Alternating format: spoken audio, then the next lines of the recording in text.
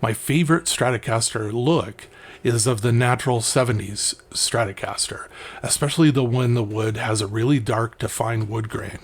As the guitar ages, it gets a really nice yellow hue to it that makes it almost look like oak. Fender has tried to emulate the 70s Strat look in the new Vintera II 70 Stratocaster and an American Vintage II 1973 model of Stratocaster, of which both are very nice guitars.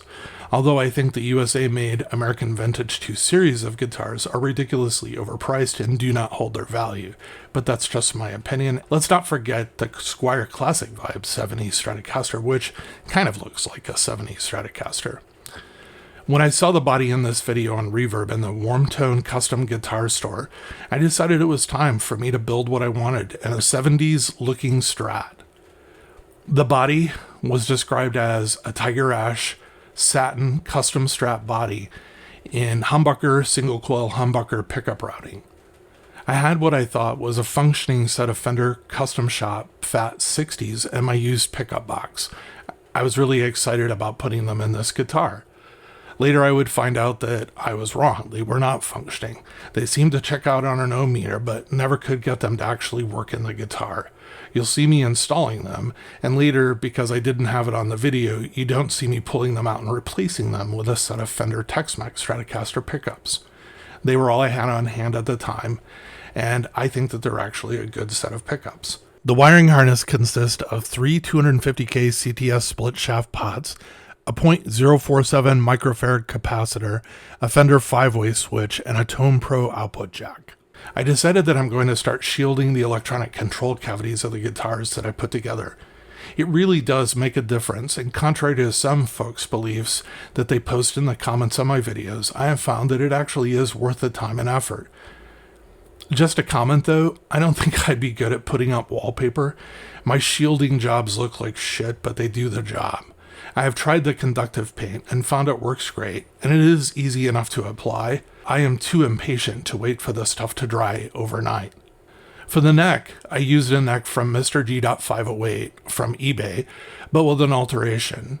He puts Fender logos on all parts necks. I sanded off the Fender logo on the headstock, restained it, and then reapplied satin nitrocellulose lacquer. The only downside with this neck is it has Wilkinson vintage tuners instead of the 70s F-style tuners, and it also does not have a bullet truss rod. But with a large headstock, if you stand just far enough back from the guitar and squint just right, it should pass muster. This is what I meant by a 70s-ish in the title of this video. It just has just enough 70s vibe, but is not technically accurate enough to make a snobbish collector happy. I removed the logo because I periodically sell guitars from the channel on Reverb that I build on the channel. I do this to help fund future builds, as well as keep my space and storage issues down to a manageable level. One time, I did not think about it, and I tried to sell a guitar with one of Mr. G's Fender logo necks installed by Reverb for trademark infringement. I like selling on Reverb, so I've been very careful to not do this again. Mr. G does make amazing feeling relic necks.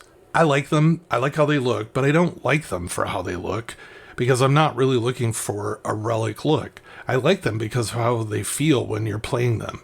People sometimes say in the comments that they do not get the whole relic thing, and I'm totally cool with that. But one thing I do get is a completely broken in neck, so you do not have to play the damn thing for 20 years, as you suggest, to get the same feeling. This guitar plays and sounds, well, like a Stratocaster, and in my opinion, a really good one.